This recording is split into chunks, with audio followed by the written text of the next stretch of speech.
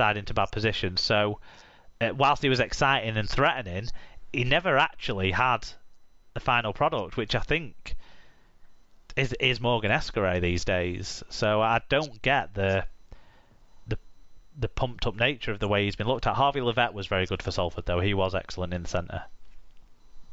Yeah. Yeah, do you think Escaray was trying too hard against his old club? No, I just think that's Escaray. I think he gets involved loads, he looks exciting, but then flatters to deceive a little bit. Is my honest assessment. I think Jack Wells did okay against his former club when he came on, scored a try, but no, I can't really explain it beyond that. Fine, I just didn't know whether that was what you thought it was, but no. Yeah, and I know what you mean, but maybe I'm jaded by having seen that sort of, after his first season and a half with Wigan, that kind of trajectory from him anyway, that he made more mistakes than he did good stuff. So maybe I'm looking at it through my lens and stuff, because you have a fair point with what you're mentioning. The Harry Smith setup for Liam Farrell's try is worth watching if you get a chance. Okay, yeah. I will take a look. Let's move on, shall we, to the second game on Saturday. Yeah, so it finished Warrington 38, Castleford 14. After being a lot tighter at half-time, Warrington led 16-10 at half-time. Chris Kendall was the referee. And in terms of the stats, they support the scoreline seen with Wyre making over 300 more metres despite having fewer carries, meaning a big 2.3 metres per carry better average gain, 6 more breaks and a 3% better tackle success rate round off a strong all-round win for Warrington. So individually for Warrington, Josh Charnley with 1 try and 178 metres, Jake Mammer with 173 metres, Gareth Widdop with 3 tries, 9 tackle busts, 2 clean breaks, and Steph Ratchford with 3 try assists. For the losing Castleford side, Jake Truman with 1 try, 1 try assist, 5 tackle busts and 150 metres. George Griffin with 44 tackles, 13 of which were marker tackles, and Jesse Thayer with 110 metres. And fan reviews. Tommy Andrews got in touch firstly to say, seems HMS Pistol League has a few holes in. Can't blame them for losing to Wyre. Don't want to piss their future employers off. Neil Ormston said, now I really can't say it's good to be back. Whilst Cass were missing 2 key strike men, our defence looked solid, especially for the first 20 of the second half. Much more fluid with the ball, and our key men all look dangerous. Now the pecking order has been sorted. Widdop now fully owns this team, with Ratch and Austin playing vital supportive roles, offering a host of options. M62 is still shit though, 4-hour round trip from Leeds. Lee Whittle said, easily the best game Widdop has had in a Wyre shirt, not just for his hat-trick and brilliant 40-20, but also for the defensive job on Richardson too, snuffing out several right side shifts close to our line. Overall, we were far from fluid, and there were elements of luck in several tries, but it was a great win in the end, and incredible to be singing and dancing with my boy on the terraces again. Fatboy Rob said, one thing about Powell's 8 years at the club is I've never seen a performance where Cass just gave up, until now. We had 12 players out, including 2 players linked with Wyre that dropped out on the day of the game, and Watts, brackets, thanks Ralph, he was missing 1 game anyway, wasn't he? Or was this the second game? I can't remember. We started well and had plenty of chances to score more points, forcing several goal line dropouts, but once we went 2 scores down, we just gave up. Just the 7 ex-academy players in the 17, hashtag Coif. Just on that, yeah, Brad Martin and Lewis Peachy were in there, which are recent academy graduates. I did find it quite amusing that they were trying to claim Michael Shenton coming through their academy as a reason why they should have an academy, though, because, you know, that's like Wigan saying, well, Sean O'Loughlin came through our academy, or Saints playing, well, James Roby came through our academy, because that's how old we're talking here. That's how long ago we're talking. But yeah, Brad Martin and Lewis Peachy getting chances. Yeah. EFC 78JU said that was one hell of a game, but still got the win that we were after. Max. Widdop got the 3 tries to claim his man of the match performance. Gutted we didn't have the beast of our squad, Greg English, due to a torn hamstring. The conversion kicking didn't go the way Warrington wanted it to go, as they had to battle the wind to add on the extras, but still, who cares? We got 2 points and the win against our future coach and Tigers. The players that dropped out, I mean, Evans and Matautia were meant to be in the side. They were the late dropouts, and also Oliver Holmes dropped out, didn't he? I think the day before, maybe. So, bit of a reshuffle, forcing Jesse Senni Lefeo into the centres, which brought Brad Martin in for, I think, his first start. But he's had some decent performances off the bench, and I think Lewis Bienek as well came onto the bench because of the players that dropped out. So not ideal for Castleford, was it? And I think, if I'm not wrong, they took off what's his face during the game. Maybe I'm wrong about that. I thought McShane maybe didn't finish the game, but didn't finish the game. I'm sure I was reading I saw a headline about him going off. But Warrington's day though, Sarah? Yeah, I think so. Just trying to see.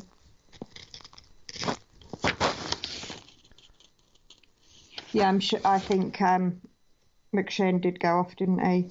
Yes, with an injury.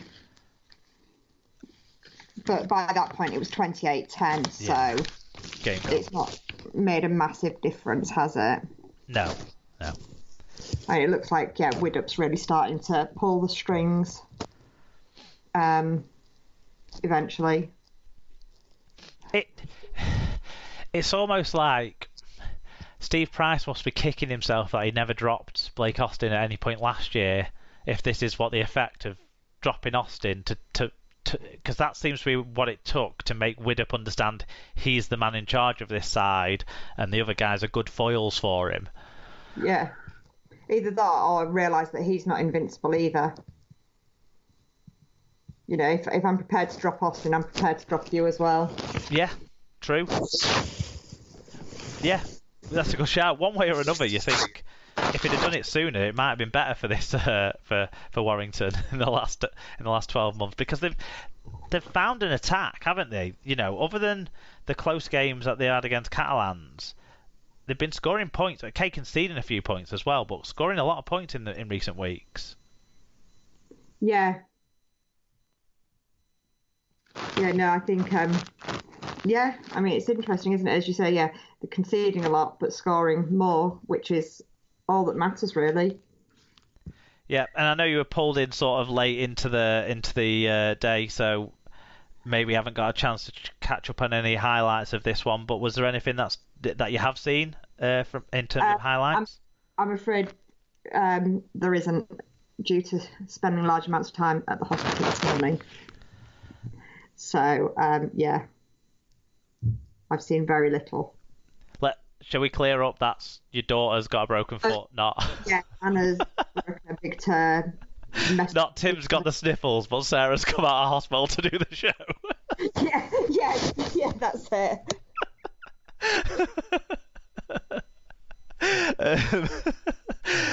Well, I saw from what I saw, there was a couple of really good tries from Gareth Widdop in his hat trick. The first one, it kind of was all on him, fooling the defence a bit, but there was one where actually Austin made the break off a Mamo offload, and then Widdop supported up the middle, and you sort of thought this is a fluid side. But the most fun try of the weekend.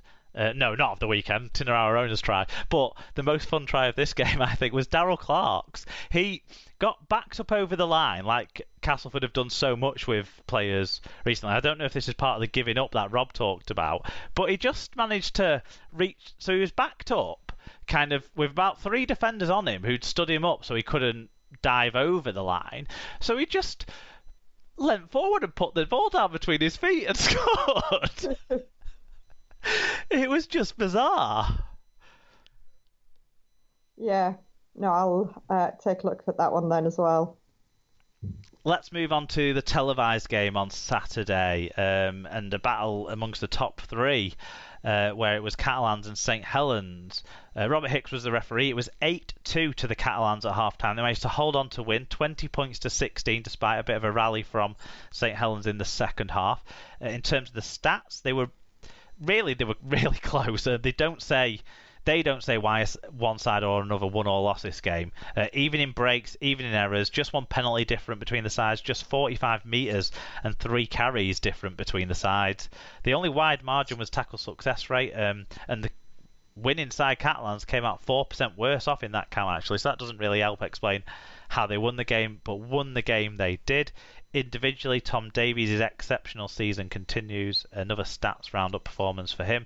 5 tackle busts and 137 metres. Artur Morg drafted in fullback on the game of the day. 8 tackle busts and 130 metres. And Julian Busquet 102 metres.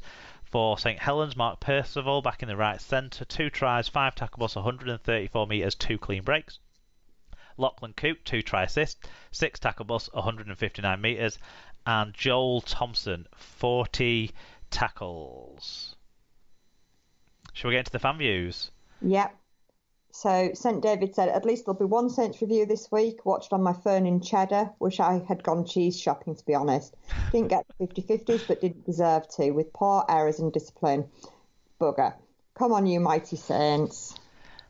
David Pye said, I always enjoy watching Catalan. They play to win I've made a typo here. I think it's meant to be put Saints under pressure, but he meant our Saints as well, didn't he? McMeekin was great. Catalans looked good. Saints could still have won with a little luck going their way, but in the end, the right result. Neil Ormston said, having managed to last 6 rounds playing only cannon fodder, we finally got to see how Saints would go against a half-decent team. The answer, not very well. A couple of Hail Mary tries later on shouldn't mask how superior Catalans were. Even when they were 14 down, the commentators were tugging over how great Saints were. Can we now recognise them for what they are, a decent team who've had an easy run of fixtures? Excellent stuff, Neil. David Hunter said, nobody told the Catalans that Saints are unbeatable. McMeekin was great and will have NRL clubs knocking on his door. Fatboy Rob says, Saints finally play a top half team and lose. Magic Mike was too hot to handle. Hicks shows his inconsistency for the 4th week running. Stopping play for a late hit as Saints were about to go over. No card a la Watson Mossop in recent weeks. #Nobber. At MikeWeb58 said, deserved win for Lestrax and Saints errors cost them dear. Nice to see a bit more expansive play, but that's no good if you drop the ball. Step in touch, pass instead of simply scoring, etc. Usual idiosyncratic performance from Robert Hicks playing his own set of rules, in brackets, not blaming the ref for the loss though. EFC78JU said, finally the moment all us St Helens haters have been waiting for. St Helens to slip up in a league game and lose a game and give up their 100% record of winning. Do they hell look like back-to-back champions? And thanks Catalan Dragons for beating them on a Saturday night under the French floodlights in Perpignan. And Paul Mac78 said, good game, but Catalans always looked in control here. Rare quiet game from Roby. Percival looked dangerous and that Morg bloke looked lively. Hopefully, with all the opportunities being presented for new commentators through streaming of the other games, hopefully one breaks through because Bill Arthur is rubbish. Never thought I'd say I miss Eddie Hemmings. Controversial. Do you know what? When over the last 12 months or so, when we've seen old games and that sort of stuff, I do think Eddie had a much better feel for kind of the tempo of the game. Sometimes with Sky, with Eddie and with Steve over the years and other people, there is sometimes pot kettle black moment here, but too much talking.